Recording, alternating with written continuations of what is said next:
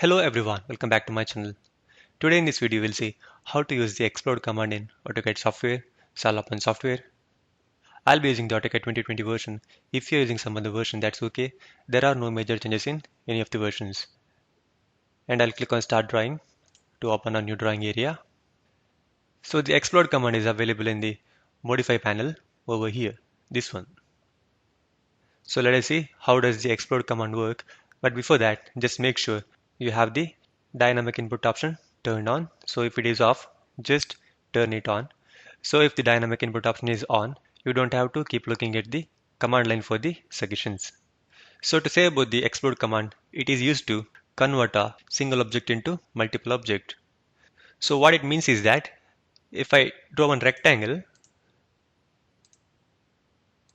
and if I select it, all the lines in the rectangle get selected because it is a single object. So what if you wanted to separate these four lines individually? So for that you can use the explode command. So I'll press the escape key now. Now come to the explode command. Now it is asking select objects. So select the object. Now press the enter key or right click on the mouse. Now again let us select the rectangle. See now I'm able to select individual lines from the rectangle as you can see here. So this is how the explode command works. If you want to convert a single object into multiple objects, you can use the explode command. Got it?